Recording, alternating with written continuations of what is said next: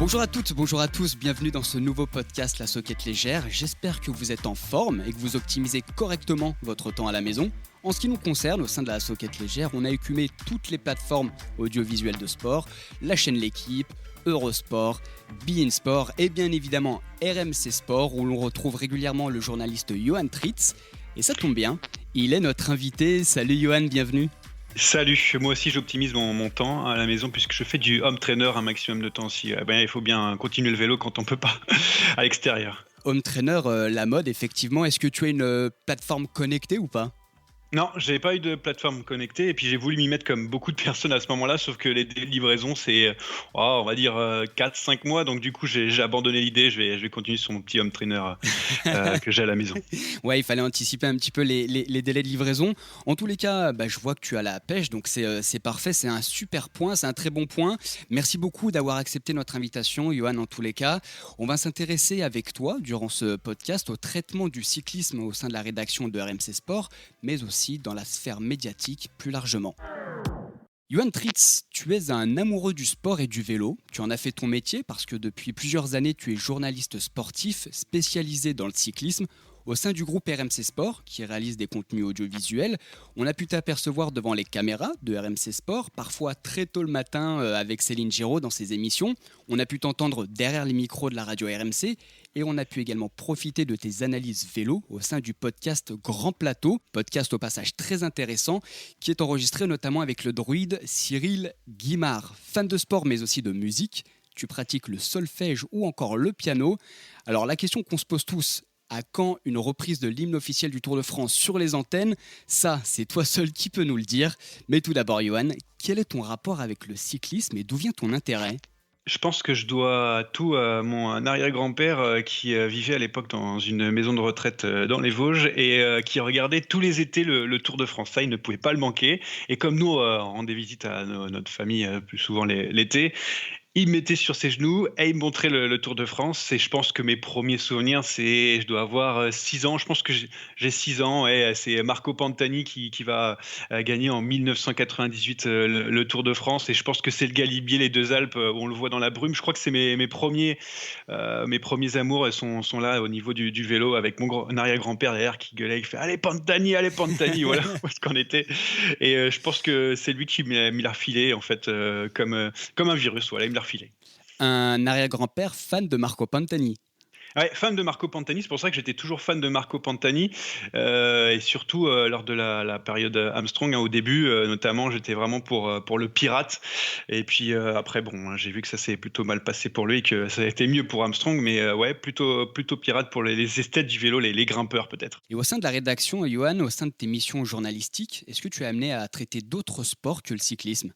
Il faut savoir que du coup, le vélo, c'est qu'une partie dans l'année et qu'on a un référent vélo qui s'appelle Arnaud Souk au sein de la rédaction de RMC et du coup, moi, je viens entre guillemets, l'aider, partiellement sur des gros événements. Ça a été le cas du dernier Paris-Nice et cetera et donc du coup, le reste du temps, il y a pas que le vélo, il y a aussi tous les sports et donc du coup, je suis amené à traiter tous les sports le reste du temps et une fois par semaine, le Grand Plateau, le podcast vélo qui là me prend un temps plutôt sympathique à faire de ce podcast vélo, mais le reste, ouais, c'est du foot, c'est du hockey sur glace, c'est du touring bâton, c'est tout ce qu'il y a autour, quoi. On va faire un petit crochet sur le podcast Grand Plateau. Comment ça s'organise un petit peu ? Comment il est travaillé ce podcast ? C'est une respiration dans la semaine, en fait. C'est un truc qui est un petit peu en dehors de RMC habituel, de la grille habituelle. Du coup, en fait, voilà. Donc, on n'est pas réglés tous ensemble. Christophe, Pierre Amiche, donc Christophe Cessieux, Pierre Amiche qui est avec nous, Arnaud Souk aussi qui est de temps en temps,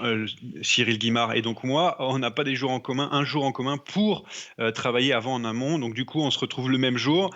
On bosse avec Pierre Amiche et moi, on bosse sur ce qu'on va faire, etc. Et avant, Christophe Cessieux a aussi un peu travaillé et c'est là en fait on arrive le jour même avec tous nos éléments, on est ensemble, on met tout ça ensemble et puis derrière ça fait un podcast et je trouve que ça donne aussi un petit quelque chose parce qu'on ne s'est pas vu avant, c'est pas forcément préparé et du coup ça fait vraiment direct et voilà, c'est spontané, voilà ce que j'ai envie de dire.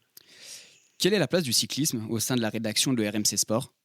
Le vélo à l'année, sauf le Tour de France où on est vraiment, vraiment que 100 dessus, eh bien ça vient nourrir un petit peu entre la Ligue 1, entre le rugby, je sais pas, entre la Formule 1, voilà plein d'autres, sports et on a essayé de mettre en place, en tout cas c'est ce que fait Arnaud Souk, qui est référent en vélo, de mettre en place un peu plus de vélos de reportage et cetera. Mais sinon c'est ponctuellement sur des Paris-Nice, sur des Dauphinés, sur des grandes classiques, Milan-San Remo, etc. On vient mettre là un petit peu l'actu, mais sinon on essaie de faire quelques petits reportages aussi pendant l'année avant les compétitions. Et voilà comment se règle un petit peu le vélo, mais il y a un suivi, ne vous inquiétez pas, il y a un suivi quotidien de la part d'Arnaud Souk, et puis moi quand j'ai le temps et quand je peux aider Arnaud, je le fais avec plaisir. Alors, comme tu l'as évoqué, une forte connotation foot au sein d'RMC Sport. Est-ce qu'il est difficile de faire exister ou émerger un sport comme le cyclisme au milieu de cette surabondance footballistique?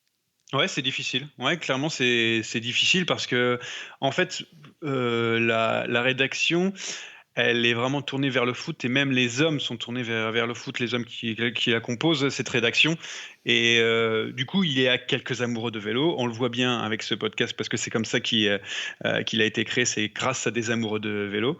Et il y en a quelques-uns. Donc du coup, ça fluctue en fonction des personnes qui sont à la rédaction. Je prends des exemples tout bêtes, mais je sais pas moi, par exemple un Paris Camembert diffusé, en fonction de la personne qui est là ce jour-là, il y aura un petit résumé ce jour-là, mais vraiment ça dépend vraiment des hommes. Donc du coup c'est un peu difficile, surtout de faire comprendre que le cyclisme ça reste un sport majeur, ce qui n'est pas forcément compris de tout le monde parce que je sais pas comment l'expliquer, mais comme très peu l'ont pratiqué et très peu sont tombés dedans en disant le Tour de France c'est pour les vieux souvent. Du coup la rédaction qui est jeune ne se rend pas compte que le vélo est aussi un sport majeur et on voit qu'il y a quand même une envie. Et c'est pour ça que maintenant on est quasiment deux à la rédaction sur le vélo. On a envie de mettre en avant ce sport. On a compris que maintenant, aujourd'hui, c'est vraiment un des sports majeurs dans le monde et surtout en France. Et si on reste sur l'actu vélo, comment est-ce qu'elle est traitée l'info au sein de la rédaction? Comment est-ce que tu vas chercher les infos? Est-ce que tu as des relais un petit peu dans le monde professionnel? Ah, il faut toujours avoir des relais, des contacts. Souvent, ça se fait par des attachés de presse. Hein, on va pas se mentir que c'est avec eux qu'on discute pour faire un reportage, ou même eux viennent nous chercher parce qu'ils ont un nouveau vélo, parce qu'ils font un stage en Espagne où là où il fait chaud la plupart du temps. Donc il y a cette première barrière, c'est celle-là, c'est les attachés de presse qui à chaque fois c'est l'interlocuteur le principal. Et puis aussi, on a voilà, des personnes qu'on connaît dans le milieu du cyclisme qui gravitent autour aussi, qui permet d'avoir accès à des coureurs.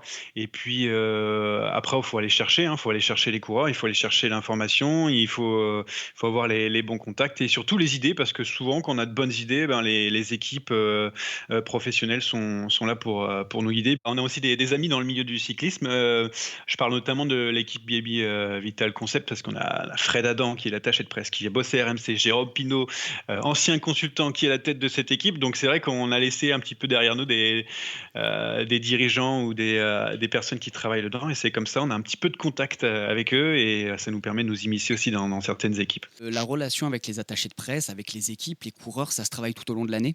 Ouais. Ouais, clairement. Alors ça, cette partie-là, c'est Arnaud qui la travaille, mais je suis amené sur le terrain aussi à le faire. Mais en fait, ça c'est continuel. Donc du coup, c'est vraiment toute l'année où Arnaud, il est là tous les jours. Enfin, j'abuse un peu tous les jours, mais à envoyer des petits messages. Moi aussi, envoyer des petits messages. Comment tu vas? Ou est-ce qu'on peut faire ceci? Est-ce qu'on peut faire cela? Même ça nous est arrivé.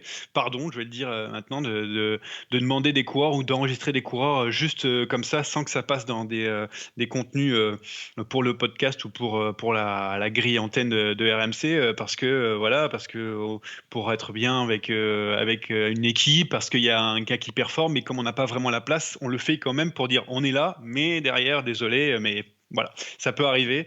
Je ne donnerai pas de nom, mais ça peut arriver malheureusement, mais c'est important de garder ce lien, ce contact permanent.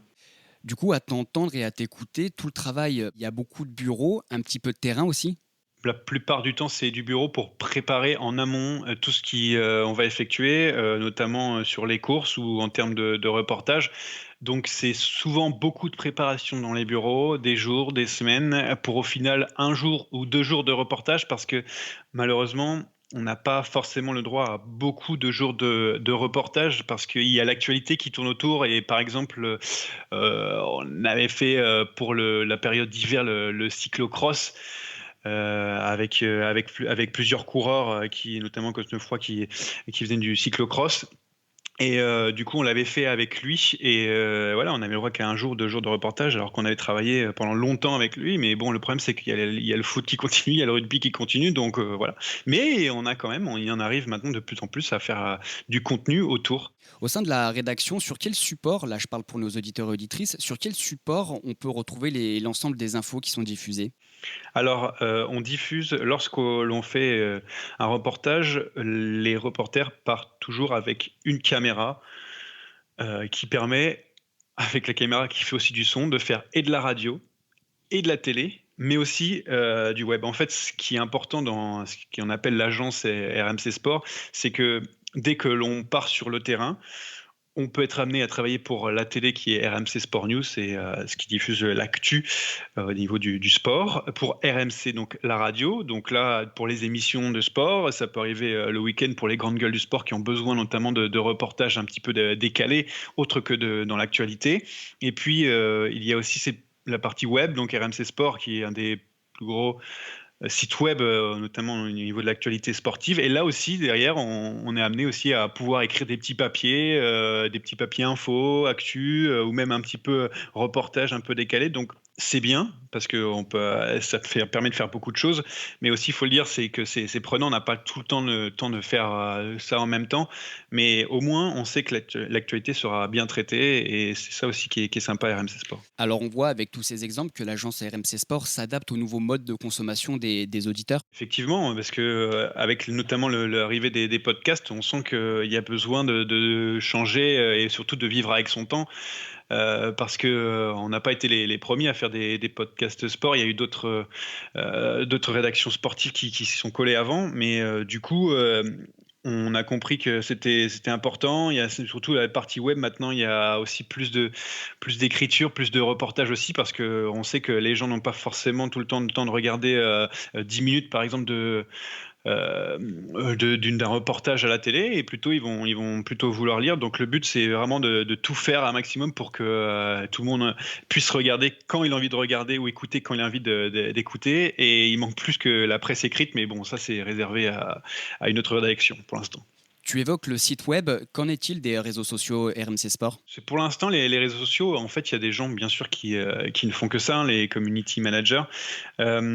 C'est beaucoup parce que sur le foot, parce que c'est mais en fait, c'est là où ça réagit plus sur les réseaux sociaux. Pour l'instant, j'avais demandé à l'époque pour les podcasts vélo de pouvoir faire aussi un petit peu d'actualité sur Twitter, mais le problème c'est qu'on manque de main malheureusement. Et voilà, pour l'instant, c'est vraiment sur notamment l'after foot, le Moscato Show, des émissions qui fonctionnent. Et derrière, il y a une communauté énorme. Et je pense que lorsqu'on aura amené une communauté à différentes émissions, là, il y aura plus de relations avec les réseaux sociaux. Mais je pense que RMC, quand même, au niveau des réseaux, l'une des plus, je veux dire, je sais pas dire les plus drôles, mais en tout cas des plus présentes dans les réseaux. Concernant le rapport entre RMC Sport, le monde des médias et le monde cycliste, tu évoquais il fallait avoir des idées, proposer des nouveaux contenus. Donc le podcast Grand Plateau en fait partie.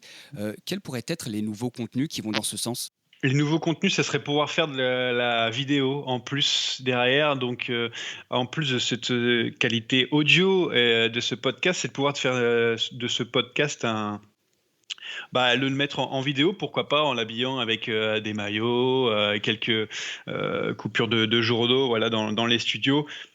Parce que les gens aussi aiment bien et surtout consomment plus des vidéos sur, je sais pas, sur YouTube. Je parle pas de Dailymotion parce que c'est un peu has-been maintenant, mais plutôt sur YouTube. Ils regardent, voilà, ça peut aussi être aussi une nouvelle entrée. Je vois aussi que vous le faites aussi à la Socket Légère, donc à mettre aussi un petit peu de vidéo, donc je ne me trompe pas quand je dis ça et ça aussi, ça c'est une nouvelle entrée qu'on pourrait faire dans les podcasts et puis, aussi pour autre chose, dans les émissions, quoi. Ouais, effectivement, tu prêches un convaincu. Johan, pour continuer, je vais te citer 3 idées reçues. C'est à toi de me dire ce qu'il en est réellement. Voici notre première rubrique de ce podcast, le vrai du faux. Le vrai du faux. Johan, vrai ou faux? Les rubriques sur le dopage ne sont plus le seul moyen de parler vélo dans le monde des médias. Alors là, c'est vrai, totalement vrai, parce que le dopage, on en parle de moins en moins. Mais ouais, non, maintenant, le dopage, on essaie d'en parler le moins possible, parce qu'on a l'impression que c'est moins présent. Avec le passif du cyclisme et de ses relations avec les médias, est-ce qu'on peut dire que les médias, la presse en général, ils ont le pouvoir de démonter ou de décrédibiliser un sport?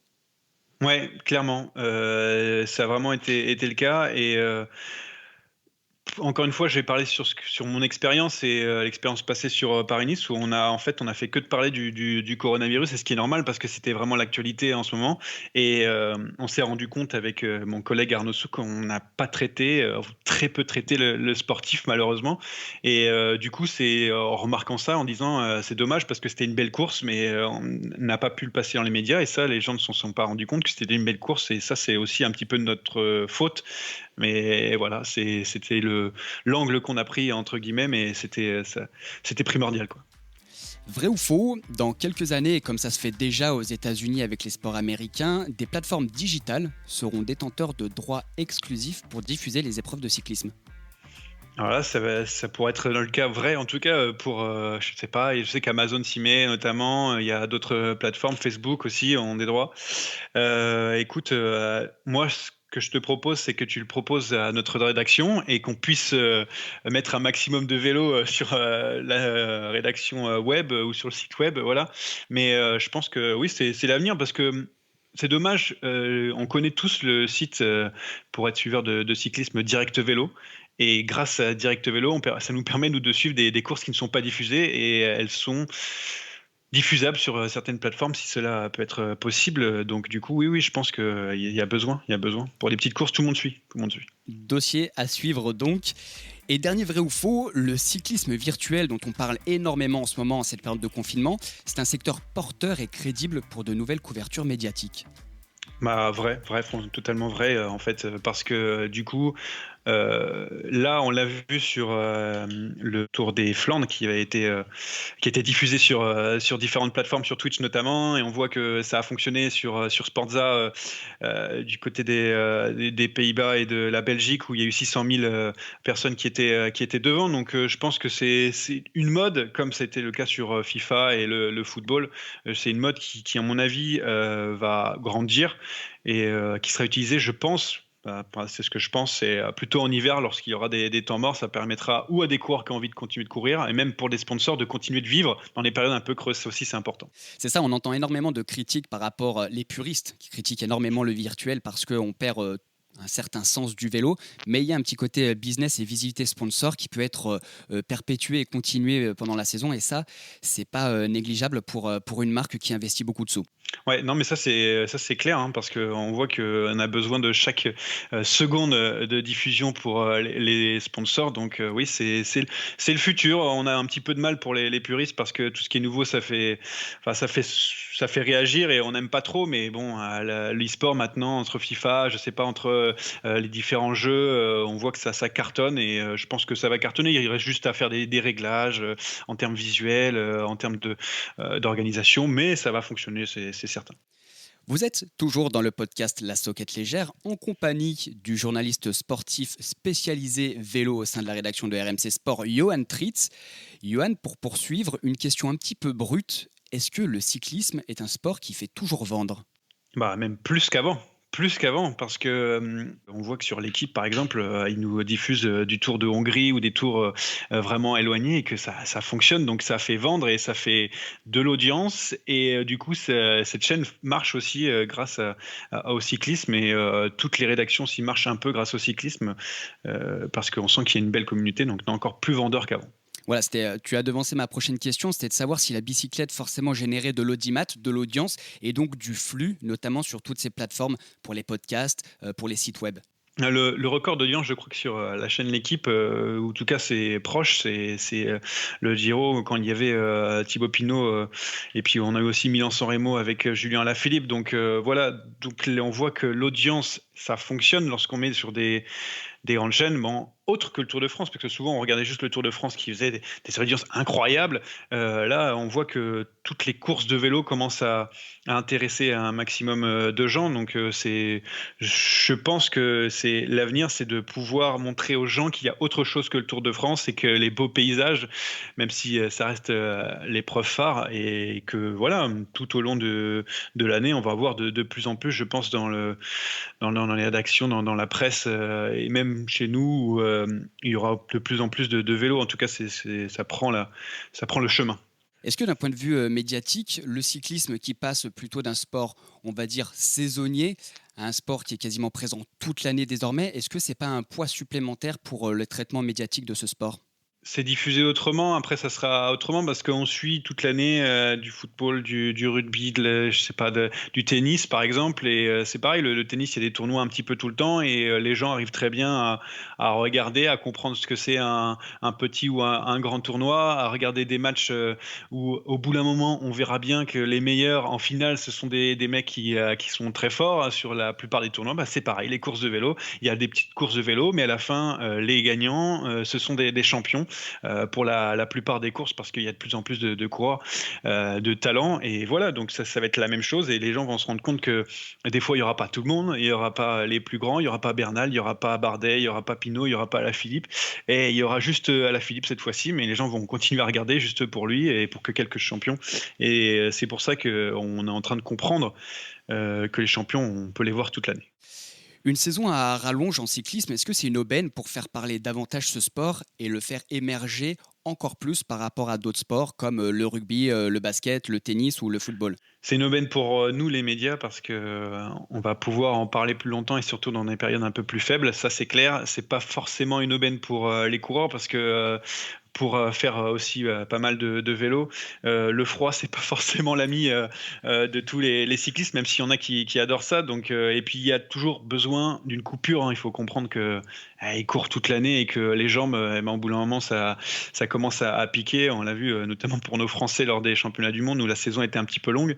Donc, ouais, je pense que ça va en faire parler, mais il y a pas besoin de ça pour en faire parler. Je pense que la saison complète, en plus, qui est de février jusqu'à octobre, est parfaite pour le vélo et pour les suiveurs. Johan, quand on regarde un petit peu le monde du vélo actuellement, les tenues textiles, les machines, les vélos qui sont toujours plus performants, toujours plus jolis, l'optimisation des partenariats avec les sponsors, la communication des épreuves, la communication des équipes. Est-ce que tu n'as pas la sensation un petit peu que le cyclisme est de plus en plus marketé, ou en tous les cas mieux marketé ? Oui, mais c'est parce que maintenant, on peut plus se permettre de juste montrer son maillot sur le Tour de France pour avoir des retombées. Je sais que AG2R Mondial avait donné des chiffres, je les ai pas en tête, mais comme quoi ça fonctionnait bien, ce partenariat en termes de retombées. Et les équipes ont compris que, du coup, surtout dans cette période maintenant, il ne faut pas juste montrer son maillot dans une échappée ou lors d'une victoire, lors de grandes courses. C'est que maintenant, il faut avoir du contenu, surtout que la période actuelle, c'est d'être le plus proche possible des socios, des fans de vélo. Donc, on voit beaucoup sur les réseaux sociaux, et notamment actuellement, toutes les équipes sont présentes. Je pense que la meilleure équipe actuellement sur les réseaux, c'est BNB Vital Concept, qui est vraiment avec ses fans. Et en plus, ce qui est drôle, c'est que quand tu vas sur les courses, tu vois presque plus de maillots de BNB Vital Concept que d'autres maillots, et pourtant c'est une des plus petites équipes du peloton sur les courses, les grandes courses World Tour.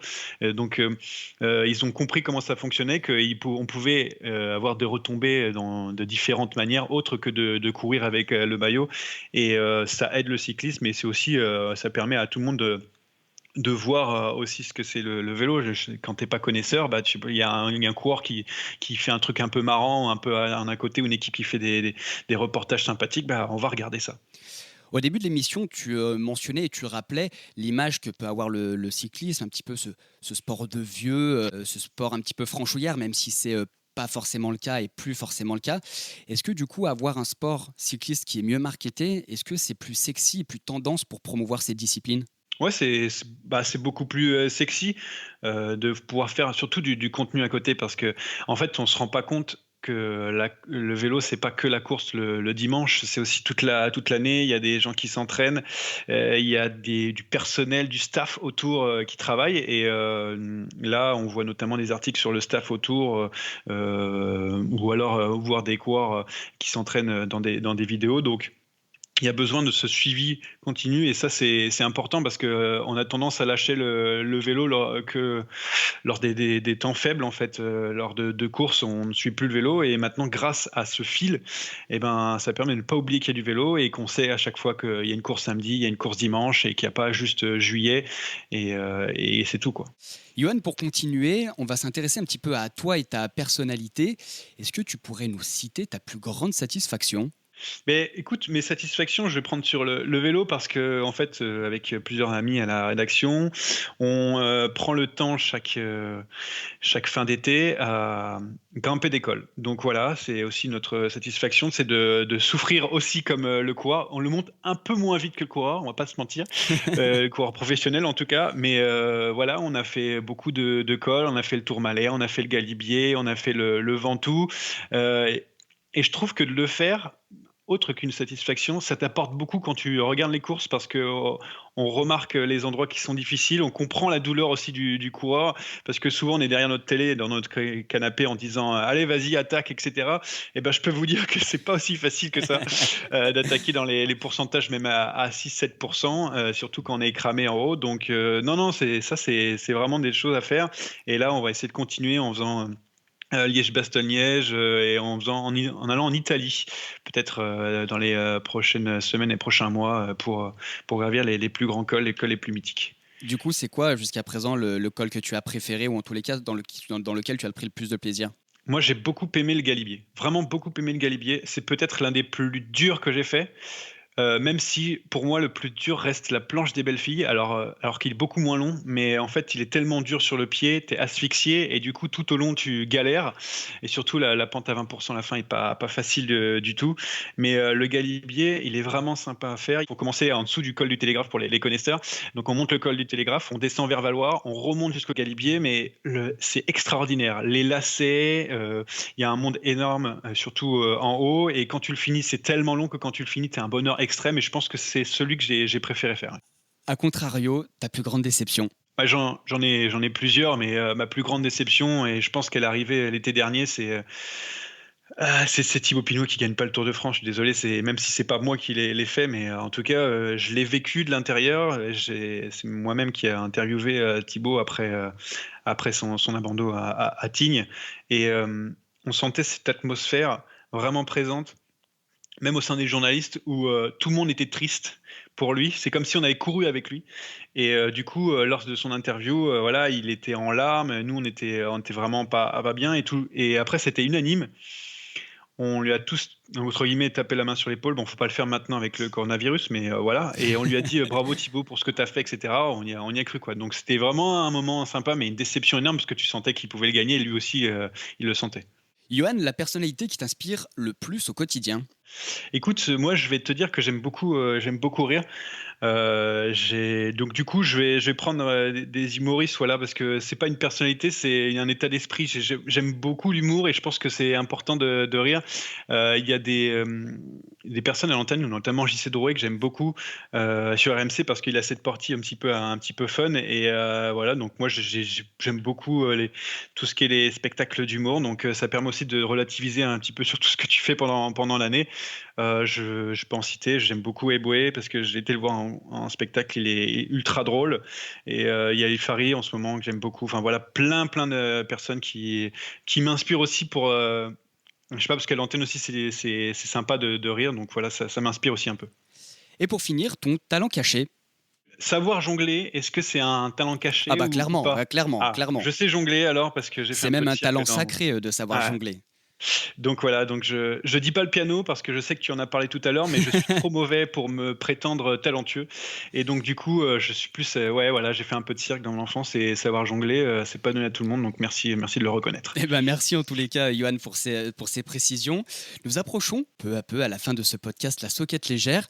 Johan, j'aimerais revenir tout de même sur ce qui se passe actuellement sur tes réseaux sociaux, notamment sur ton compte Twitter. Tu as démarré depuis plusieurs jours un classement, ton classement des 100 plus grands coureurs cyclistes de l'histoire. Très concrètement, pour revenir dessus, comment on s'y prend pour établir un tel classement? Quels sont les critères qu'on retient?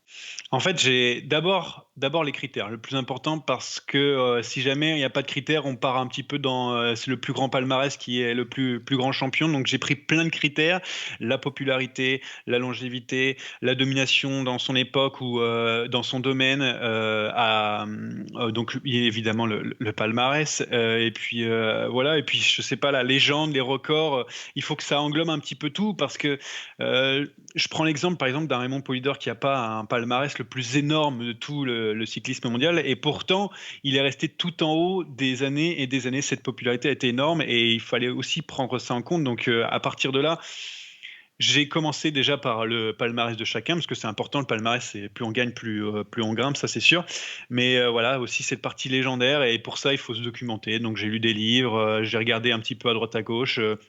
Et puis, on va pas se mentir que quand on approche du top 20, c'est beaucoup plus facile parce que les champions, on les connaît. C'est plus avant entre le top 100 et le top 75 où t'hésites, où ça joue à rien. Un mec peut être 99e ou 85e. Et même le jour J, quand je donne mes 5, des fois, ça m'arrive de changer l'ordre parce que je me dis mais pourquoi j'ai fait ça. Enfin bref, mais ça reste mon top 100.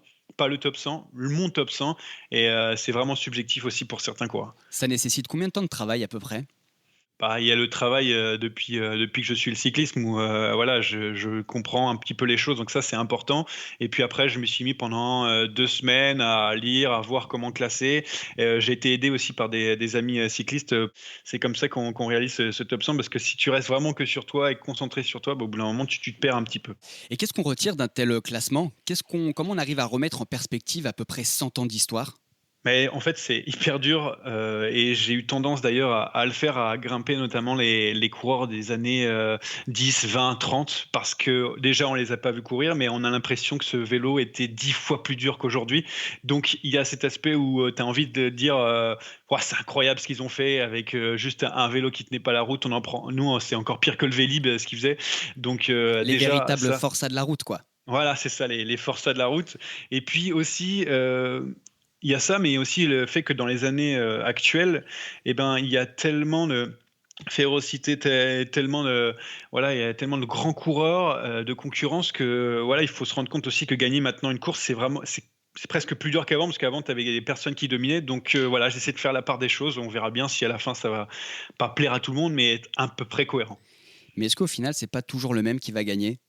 Ah bah le premier, ça on sait pas. Peut-être que moi ma sensibilité fait que il n'est pas premier. Je sais de qui on parle, mais c'est vrai qu'on a tendance à penser à quelqu'un qui aime manger des êtres humains, mettre en tête. Mais écoute, on verra bien. En tout cas, ça a plu ou pas plu d'ailleurs à des gens. Donc je les remercie d'avoir suivi, de commenter surtout parce que c'est important d'avoir le point de vue de certains. Et des fois il y en a qui sont un peu plus virulents que d'autres, mais c'est toujours sympa de discuter avec et chacun son point de vue. Et je le rappelle que c'est mon top 100 et que ce n'est pas le top 100 ultime, évidemment. Et du coup, quel est ton meilleur moment cycliste?